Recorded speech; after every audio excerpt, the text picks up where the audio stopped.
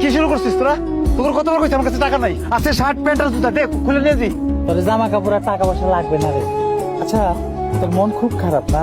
তুই ওই দিন রাগ করে চলে গেলি কেন রে বন্ধু?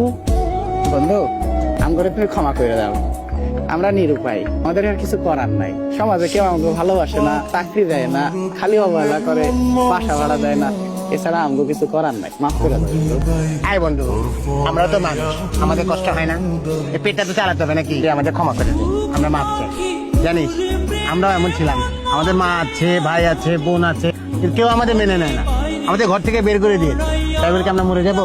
তুই বল, আমাদের জন্মে আমাদের কি হাত আছে? অনেক কষ্ট তোমাকে তো আমরা প্রত্যেক দিনই দেখি, এমন তো কোনোদিন দেখি নাই তোমার কিছু একটা হয়েছে বলে আমার মনে হইতেছে। কি হয়েছে বন্ধু, আমাকে কও। ভাগ্য গুণে এক বড়লোক মেয়ের সাথে আমার প্রেম হয়ে যায়। ওই মেয়েটাও তার বাবার সয় সম্পত্তি, ফ্যামিলি, সব সুখ শান্তি ত্যাগ করে দিয়ে আমার সাথে চলে আসে। আমিও বিয়ে করে ফেলি। আমার বউ জানে আমি মেলা বড় কোম্পানিতে চাকরি করি। আমি আমি আমার জায়গা থেকে না আমার বউটারে সবসময় খুশি রাখার চেষ্টা করছি। আমি চাইছি যাতে আমার বউটা আমার সংসারে এসে যেন আর কোনো দুঃখ না পায়, কষ্ট না পায়। তো হুট করে না এই চাকরিটা চলে গেছে আমার।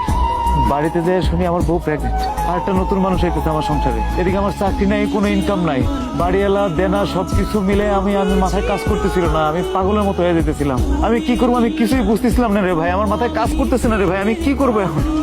ভাই না, আমরা বন্ধু, আর আজ তোমার থেকে কিছু নিব না, নেওয়ার দিন শেষ।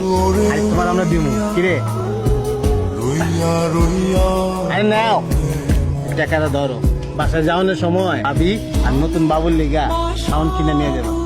আমরা যতদিন আছি তোমার টাকা কোনো অভাব হইব না, যখনই দরকার হইব ওকে কি আমরা ম্যানেজ করুন না, আমরা ম্যানেজ করবো তোমার লিগে। তোমার লেগে আরে করতে কোনো শোক, তোমার লেগে কিছু ফলমূল আর তোমার ওষুধগুলো নিয়ে এসেছি। খাওয়া দাওয়া করতে ইচ্ছা করে না, শুধু বমি বমি আসে।